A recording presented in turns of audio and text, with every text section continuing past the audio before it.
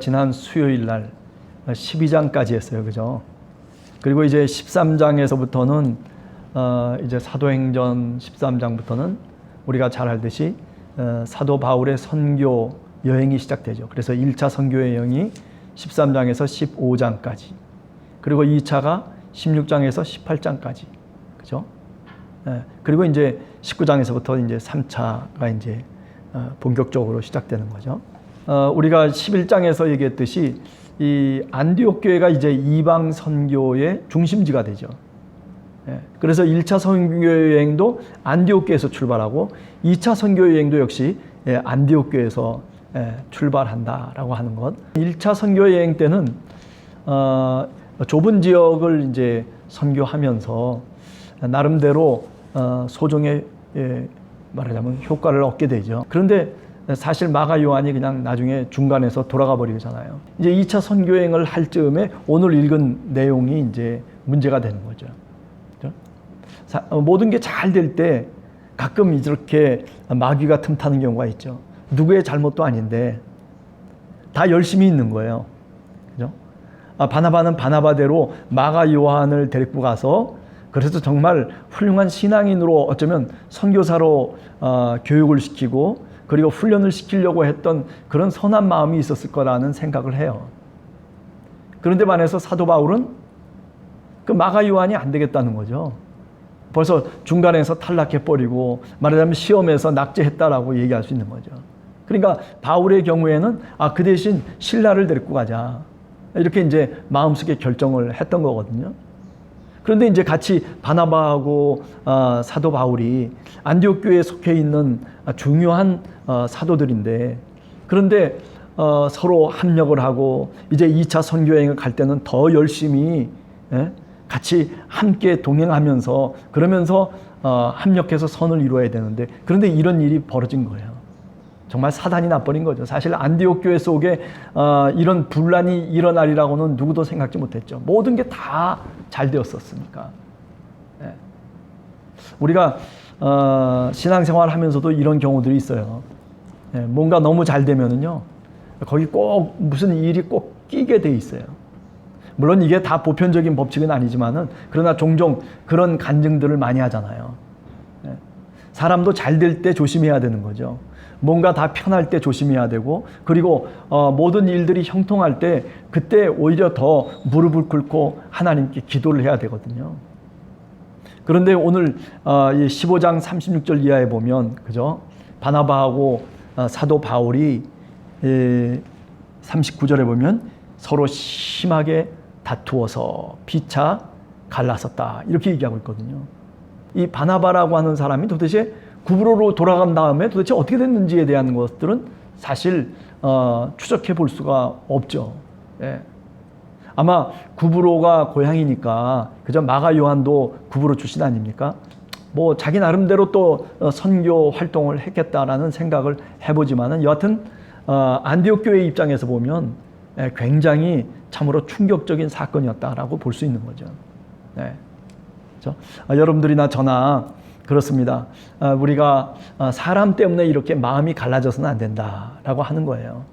그건 뭐 별거 아니잖아요. 누굴 데리고 가건 뭐 누구를 어떻게 하건 간에 뭐 그거 좀 양보할 수 있는 거 아니겠어요?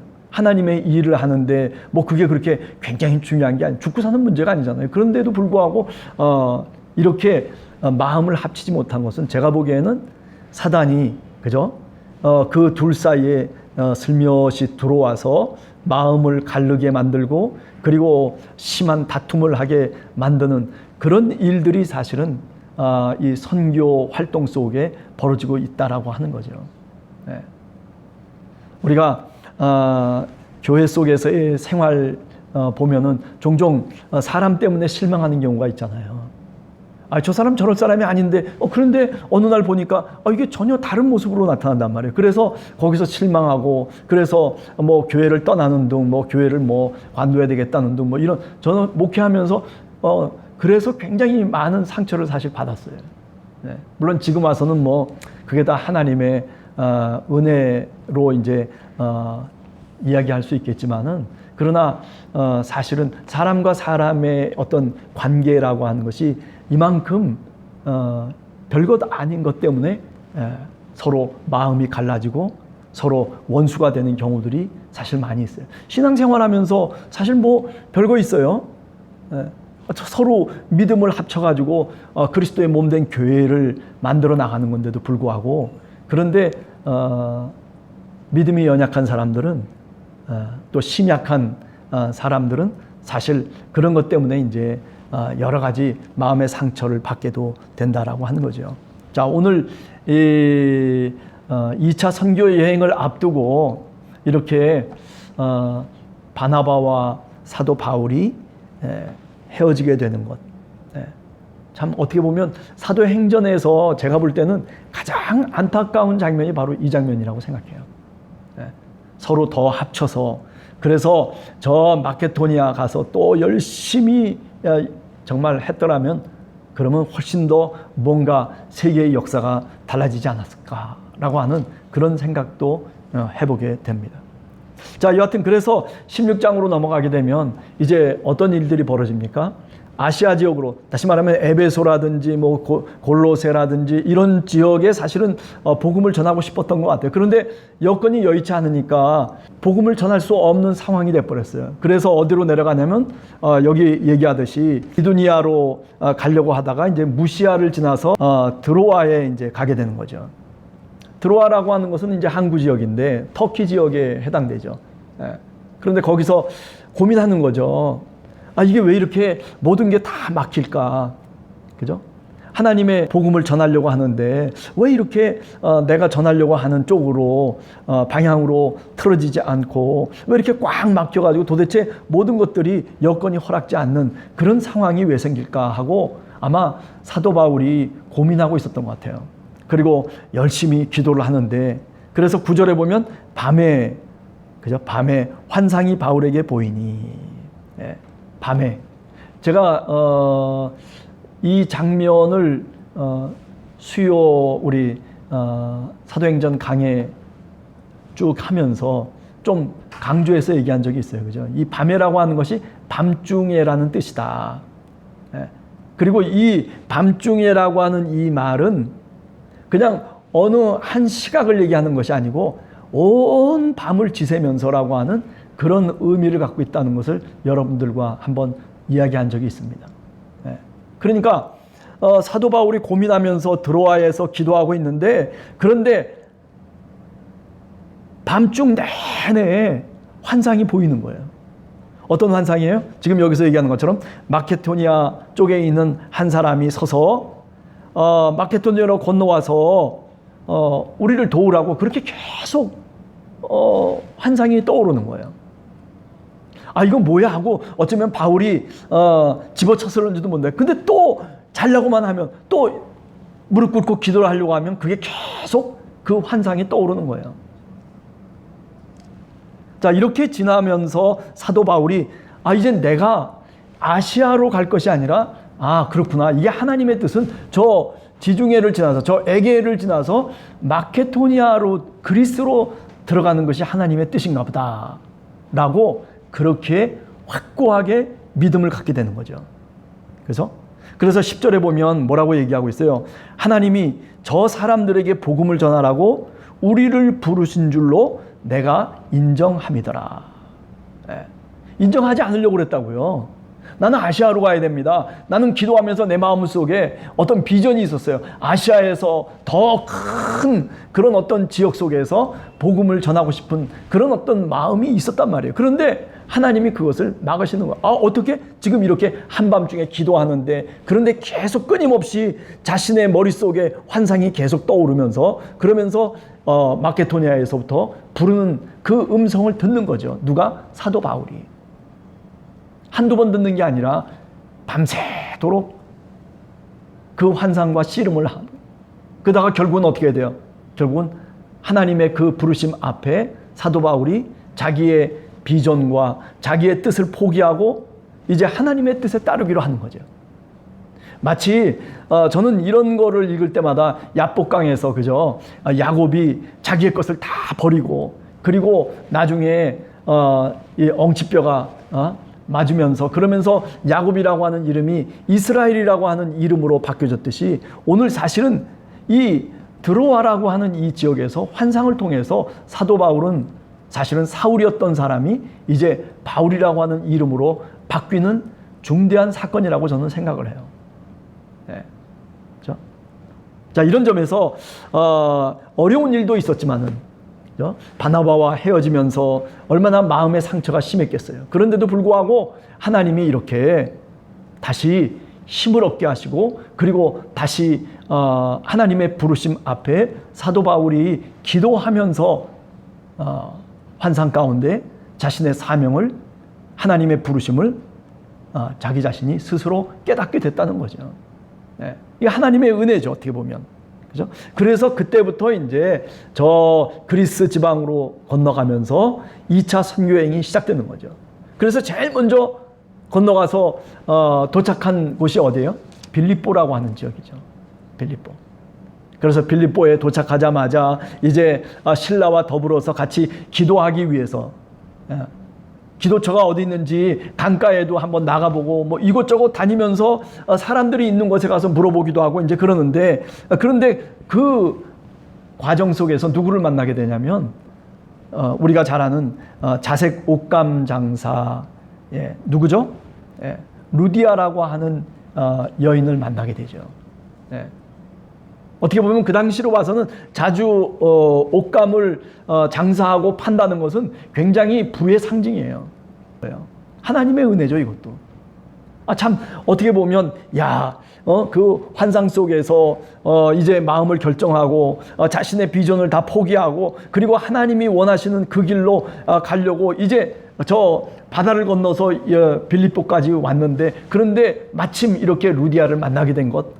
아마 이때까지만 해도 바울은 정말 하나님이 나를 인도하시는구나 그렇게 생각했을 거예요. 근데 문제는 뭐냐면 그 다음이 문제예요. 그 다음에 점치는 어떤 한 여종이 있었는데 근데 귀신이 들려가지고 계속 사도 바울이나 바나바를 괴롭히는 거예요. 쫓아다니면서 귀신이 소리를 지르고 뭐 이렇게 저렇게 괴롭히니까 그러니까 사도 바울이 명령을 해버렸어요. 예수의 이름으로 명하노니 귀신아 나가라. 그래가지고 귀신이 떠나버리니까 이 여종이 뭐 점을 칠 수 있어요? 아니면 뭘 어떻게 할 수 있어요? 그죠? 그러니까 결국에는 주인이 그 여종을 말하자면 부리고 있는 그 주인이 자신의 그 어떤 수입원이 말하자면 날아가 버리고 나니까 화딱지가 난 거죠. 그래가지고 이제 장터에 나가지고 관리를 불러가지고 그래가지고 이제 이 바울과 실라를 말하자면 무고한 그런 어떤 죄목을 붙여가지고 그래서 감옥에 집어넣어 버리는 거죠. 그래서 감옥에 들어가 버린 거예요. 아무런 연고도 없이. 아니 선한 행위를 했어요. 귀신을 쫓아내주고 그래서 정말 귀신에 잡혔던 한 여종을 해방시켜주고 자유를 주었는데도 불구하고 그런데 돌아오는 거는 뭐예요? 감옥에 갇히 그 매에 맞기도 하고 이렇게 돼버린 거예요. 루디아를 만나가지고 마음에 합족하고 성령에 충만했는데 그런데 다시 이런 일을 딱 당하고 나니까 어떡하겠어요? 우리 같으면은 풀이 죽어가지고 이거 말할 수 없는 그런 어떤 참담함 속에서 있었는지 모르는데 그런데 우리가 16장을 읽어보면 어때요? 아니에요. 바울과 실라는 그래서 오히려 더 기도하기 시작했어요. 감옥에 들어가서 주여 기도하면서 그러면서 찬송하면서 담대하게 뭐 누가 뭐래든지 간에 그 옥 속에서 그 감옥 속에서 그냥 하나님을 찬양하는 거죠. 그래서 어떻게 됐습니까? 근데 마침 그렇게 찬양하고 기도하는 사이에 뭐 지진이 일어난 거죠. 옥토가 터져버리고 묶어맸던 것들이 다 풀려져 나가고 그리고 옥문도 열리니까 뭐 도망갈 수 있는 거죠. 그런데 바울과 실라는 도망가질 않았어요. 왜? 잘못한 게 없으니까. 당당하잖아요. 그런 올바른 마음, 그런 정직한 마음을 갖고 있으면은 하나님이 도와주시는 거예요. 그런데 반해서 이제 간수장이 와가지고 깜짝 놀랐어요. 아니 도망갈 줄 알았는데 그래서 자결을 하려고 자기 칼을 꺼내가지고 죽으려고 탁 그렇게 하는데 그런데 바울이 말리는 거예요. 우리가 여기 있다. 재미난 드라마죠 사실은. 우리가 여기 있다. 깜짝 놀래가지고 이 자기를 하려던 이 간수가 뭐 귀신이 나타난 줄 아는 거죠. 깨닫면. 그래가지고 이제 거기서 서로 교제를 갖게 되고, 그래가지고 그 간수의 가정과 간수의 온 집안 식구들이 다 예수 그리스도를 믿고 그리고 세례를 받게 되는 거죠. 하나님의 일이라고 하는 게 우리의 어떤 계획으로 되는 것이 아니에요. 그죠? 2차 선교 여행을 처음 출발하면서 하나님이 바울에게 분명하게 메시지를 주는 거예요. 바울아, 응? 내가 너와 함께하고 있다. 네가 아무리 어려운 지경에 이르더라도, 네가 죽음이라고 하는 그런 어려운 처지에 혹시 놓이게 되더라도 앞으로 내가 너와 동행하고 있다는 것을 깨달으라는 거죠. 네 마음대로 네 뜻대로 행하지 말고 오직 내가 너에게 지시하는, 내가 너에게 알려주는 그 모습 그대로 너는 나아가라. 아마 그런 메시지가 아닐까라는 생각을 해봐요. 사도 바울은 이 빌립보 감옥에서 새로운 것을 깨달았을 겁니다. 아, 그렇구나. 하나님이 이제 역사하시는 것이구나. 하나님은 이렇게 우리가 생각한 것과는 전혀 다른 방법으로 하나님은 사람을 붙여주시고, 그리고 믿는 사람의 수를 더하여 주시고, 그죠? 루디아를 만나는 것부터 시작해서 아, 이게 바로 하나님이 이끌어 가시는 방법이구나. 예. 육체를 따라서 사는 것이 아니라 성령을 쫓아서 산다는 것이 어떤 모습인지를 사도 바울은 이 빌립보에 들어가면서부터 이제 체득하기 시작하는 거죠. 예. 그래서 세례를 받고 온 집안이 정말 하나님을 믿고 크게 은혜를 나누고 기뻐했다라고 하는 거죠. 그죠? 그렇게 되니까 빌립보 이 지역에 루디아를 비롯해서 많은 사람들이 이제 예수 그리스도를 믿게 되는 거예요. 그래서 40절에 보면, 16장 40절 제일 마지막에 보면 두 사람이 옥에서 나와서 루디아의 집에 들어가서 형제들을 만나보고 그리고 위로하고 그리고 이제 다시 서쪽에 있는 데살로니가로 이제 가게 되는 거죠. 예. 뭐 이렇게 저렇게 사실은 사도 바울이 이제 가기 시작하는데, 그런데 참 어려운 건 뭐냐면 데살로니가에 들어가서는 아주 심한 공경에 처하게 돼요. 예. 뭐 여기서 우리가 다 그런 내용을 다 얘기할 수는 없는 거죠. 예. 데살로니가 사람들이 굉장히 좀 악한 사람들이었어요. 예. 자, 그래서 이제 사도 바울이 어쩔 수 없이 도망을 가서 베레아로 이제 피신을 하게 되고, 베레아에서 다시 또 유대 회당에 들어가서 복음을 전하는데, 그런데 베레아 사람들은 굉장히 신사적이었다는 거죠. 성경을 늘 읽기를 좋아하고, 그런가 하면 마음으로 아주 마음을 열고, 그리고 그 사도 바울이 전하는 그 복음의 말씀을 받아들이면서 헬라 남자와 그리고 헬라 여자들이, 귀부인들이 하나님의 말씀을, 이 복음을 믿게 됐다라고 하는 그런 사건을 또 역시 그 다음에 베레아 사건 속에서 이야기를 하고 있죠. 그런데도 불구하고 베레아까지 또 데살로니가에서 바울을 해치고자 하는 사람들이 또 들어와 가지고, 그래서 어떻게 했어요? 또 바울도 저 아덴으로 도망가기 시작하는 거죠. 아유, 집요한 사람들 많아요. 세상살이 해보면요, 악한 것을 마음에 품은 사람들은 집요해요. 선한 사람들은 집요하지가 못해요. 예. 그런데 악한 마음을 품고 그리고 마음속에 원한을 딱 품고 있으면은요, 집요하게, 무슨 꼭 ADHD 환자처럼 그냥 편집증 환자인 것처럼 그냥 계속 끊임없이 그렇게 다른 사람을 괴롭히는 그런 사람들이 종종 우리가 살아가는 세계 속에서 보면 그런 사람들 종종 만나잖아요. 혹시 만나보셨어요? 그래요. 우리는 뭐 그냥 하다 보면 뭐 나를 나쁘게 했건 뭐 어떻게 좋게 했건 간에 그냥 쉽게 포기하고 상대 안 하면 되지 하고 우리는 피해버려요. 그런데 이 악한 마음을 품고 있는 사람들은요, 그게 아니에요. 끝까지 쫓아가서 어떻게든지 어느 곳에 가든지 간에 귀신처럼 찾아와가지고 그래가지고 방해를 하고 그래가지고 뭐 소동을 일으키고 뭐 아주 해코자 하는 짓을 꼭 하고 만단 말이죠. 네. 여러분, 우리가 이런 사람들을 조심해야 돼요. 그런 사람들하고 싸워야 될 이유가 없어요. 우리 특별히 예수 믿는 사람들은 뭐 그렇게 성격이 포악하고 그리고 정말 상대할 수 없는, 상종할 수 없는 사람과 우리가 자꾸 부딪힐 이유가 사실은 없어요. 이렇게 사도 바울도 사실은 그래서 피한 거죠. 뭐 싸우려면 싸우는 건데 죽기 아니면 살기로 뭐 부딪히면 붙일 수도 있는 거죠. 그런데도 불구하고 사도 바울은 그게 아니에요. 그죠? 복음을 전하기 위해서, 예수 그리스도의 그 복음 전파를 위해서 그런 것들을 접어두는 거예요. 네. 그죠? 사도 바울 같은 사람이 싸우면은 무지 잘 싸울 것 같아요, 내 생각에는. 덩치는 작아도 한번 꽉 물면은 끝까지 막 물고 늘어질 것 같아요. 그래가지고 아무리 덩치가 커도 마치 다윗과 골리앗처럼, 그죠? 네. 사도 바울은 그럴 만한 사람이 충분히 된다라고 생각을 해요. 네. 그런데도 불구하고 왜 그렇게 행동하지 않느냐? 그죠? 나 죽겠다라고 나서면서, 그러면서 한번 붙어보자 뭐 이렇게 얘기하지 않고 그냥 피하고. 그래가지고 사실은요, 바울 서신을 보면 데살로니가 사람들이 뭐라고 얘기하냐면, 그 교회 사람들이 뭐라고 했냐면, 바울이 우리들 보고서는 뭐 고난이 있을 것이다 뭐 어쩌다 저쩌다 얘기를 다 해놓고 난 다음에 바울은 사실 도망쳤다는 거죠. 밤중에 도망쳐 버렸다는 거예요. 근데 도망친 겁니까? 아니에요. 피해간 거예요, 사실은요. 그들과 싸우기가 싫어서. 그죠?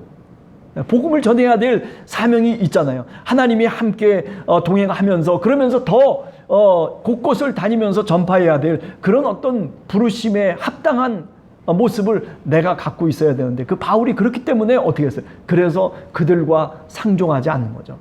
쫓아오면 피하고.